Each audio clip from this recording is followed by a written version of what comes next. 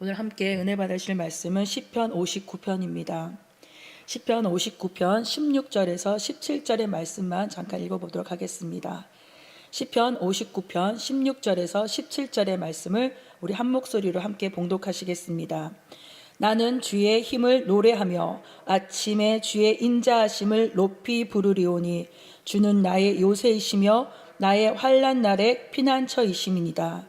나의 힘이시여 내가 주께 찬송하오리니 하나님은 나의 요새이시며 나를 긍휼히 여기시는 하나님이심이니이다. 아멘. 기도하겠습니다. 성령 하나님, 오늘 이곳에 우리 사랑하는 성도님들 불러주시고 깨워주시고 이 자리에 앉혀주심에 감사드립니다. 주님께서 말씀하여 주시옵소서. 듣기를 원합니다. 주님의 그 말씀을 가지고 오늘 이 하루를 또 한번 살아내기를 원합니다. 멋지게 살아내길 원하오니 하나님 힘을 더하여 주시옵소서. 예수님의 이름으로 기도드렸습니다. 아멘. 어제와 동일하게 오늘 이 시는 다윗의 믹담시 인도자를 따라 알다스엣에 맞춘 노래입니다. 이제 여러분은 알다스엣 하면 어떤 내용인지를 이제는 기억을 하셔야 할 것입니다. 오늘은 이 시에 또한 배경이 있는데요. 사울이 사람을 보내어 다윗을 죽이려고 다윗이 있는 그 집을 밖에서 지키는 때라고 되어 있습니다.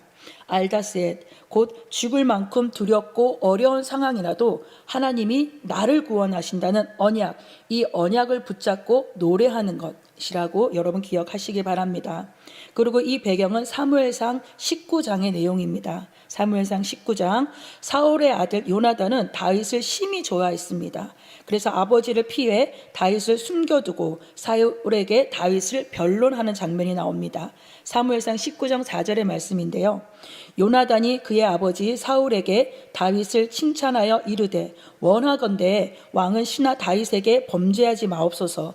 그는 왕께 득죄하지 아니하였고 그가 왕께 행한 일은 심히 선함이니이다 라고 이야기합니다.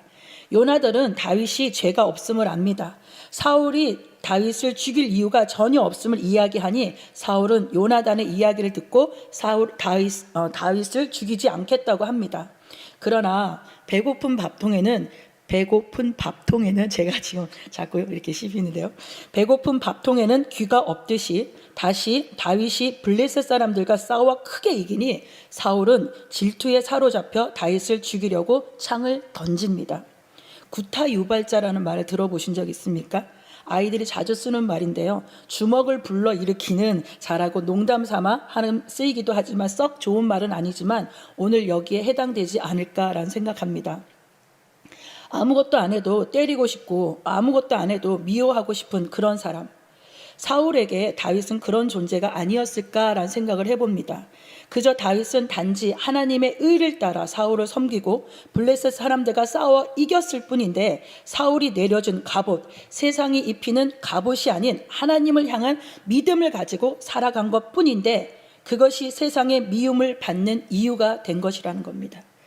세상의 방법이 아닌 하나님의 의를 따라 물맷돌을 던지는 자, 세상의 미움을 받는 자라고 이야기하면 우리는 누가 생각이 나죠? 바로 단 한 분이죠. 예수 그리스도. 예수 그리스도께 속한 자를 우리는 누구라고 부르나요? 그리스도인. 그리스도인이라는 것은 원래 크리스티아누스라고 불립니다. 그리스도라는 뜻은 기름 부음을 받은 자라는 뜻이고요. 다윗도 이 기름 부음을 받은 자가 아닙니까? 왕권을 부여받은 자, 존귀한 가치를 가진 자라고 불렸다는 것입니다. 누가요? 우리가요. 예수 이름으로 살아가는 우리는 하나님의 왕권을 부여받은 자로 세상의 불림받은 자로 살아가야 한다는 것을 기억하시기 바랍니다. 그러나 세상의 왕은요, 두렵고 위험에 쌓이고 위태한 데 처해 있지만 하나님 나라에 속한 우리는 하나님의 보호 아래 산다는 이 믿음의 확신을 반드시 가져야 합니다. 이것이 알다스엣의 시라는 것입니다.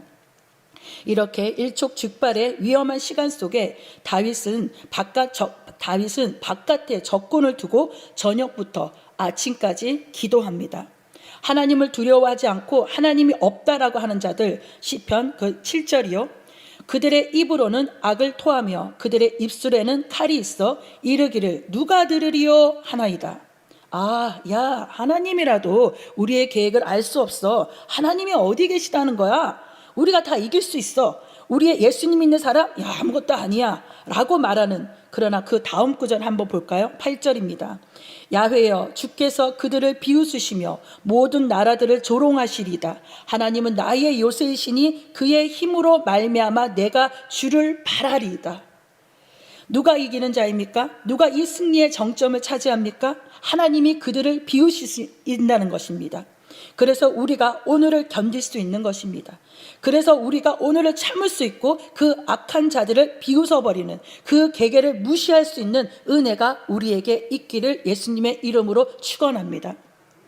지금 여러분이 숨이 막힐 정도로 힘이 들고 당장 눈앞에 닥쳐질 그 환경에 처해서 골목길만 돌아서면 일어날 것이라고 예측되는 그 시간대에 살고 있습니까? 그러나 여러분, 아직은 일어나지 않았다는 것입니다. 일어날 일이지만 아직은 일어나지 않았다는 것을 기억하십시오. 4절의 말씀입니다.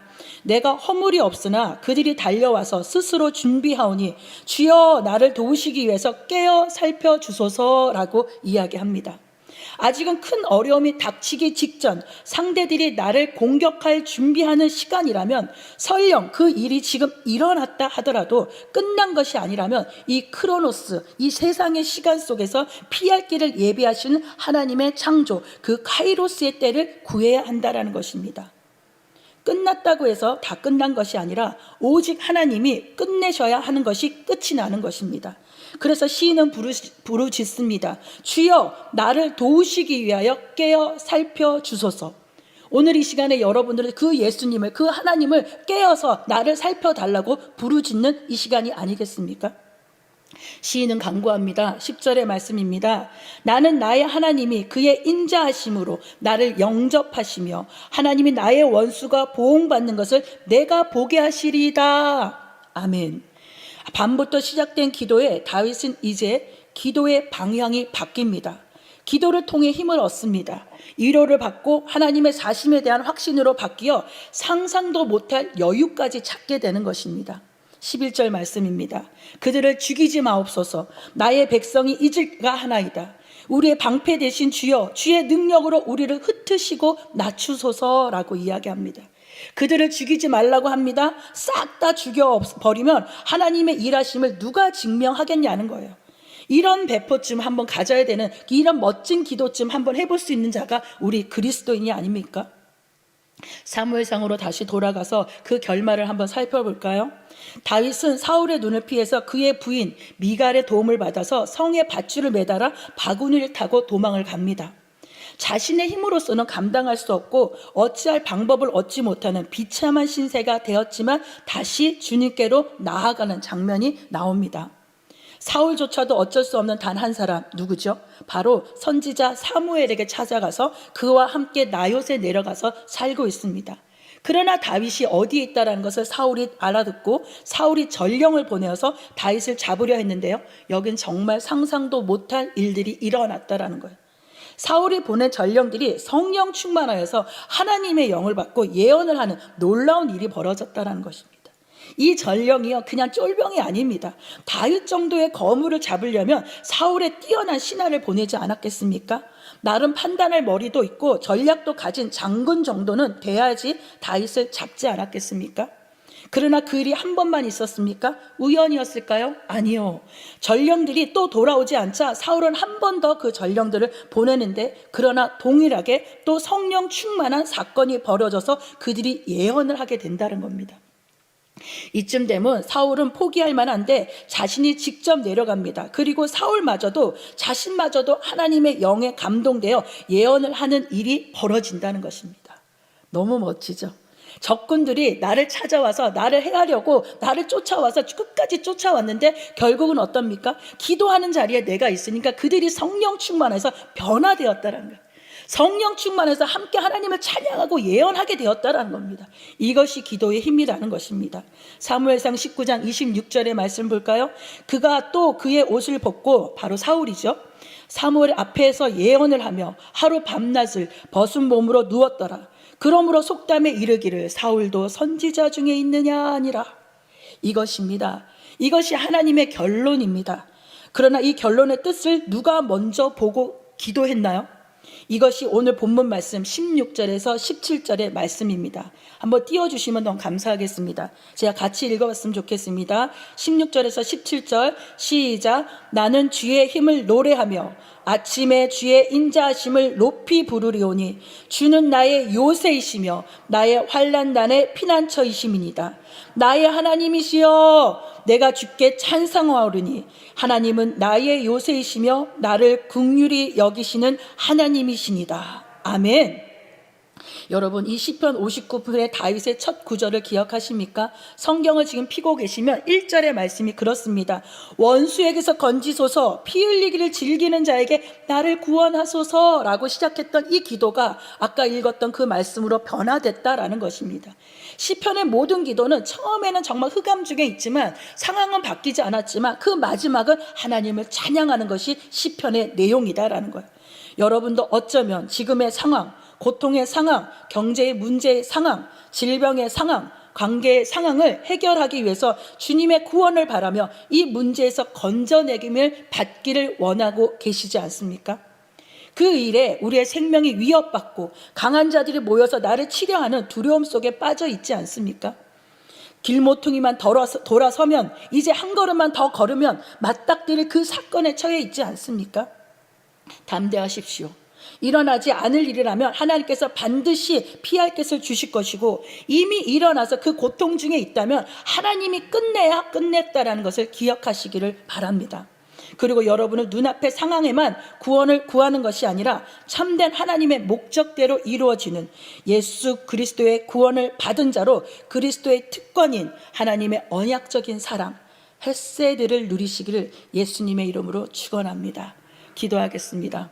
사랑의 하나님, 우리는 항상 우리의 상황과 환경에 우리의 눈으로 보는 것에 우리는 절망하고 맙니다. 그러나 하나님, 우리가 당장 일어날 것이고 그걸로 인해서 우리가 힘을 뺄 것이고 다칠 것이다라는 걸 알지만 우리가 그 상황 가운데 주님을 깨우고 주님을 위해서 부르짖고 기도하오니 이 상황을 역전시켜 주시옵소서.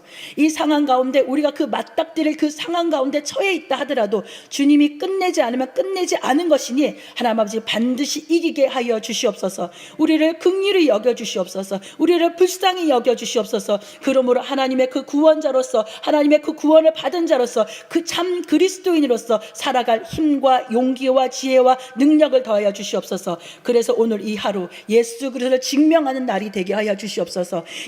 내 자신이 아니라 예수를 드러내는 그런 삶으로서 이 땅 가운데 서게 하여 주시옵소서. 우리 사랑하는 성도들 한 사람 한 사람 전혀 그 마음 가운데 하나님 아버지 담대한 용기를 허락하여 주시고 그 어떠한 상황 가운데 나를 붙드시는 그 언약의 하나님만을 바라보며 찬양하며 찬송하며 성령님과 함께 춤추는 오늘이 되게 하여 주시옵소서. 감사하며 예수님의 이름으로 기도드립니다. 아멘.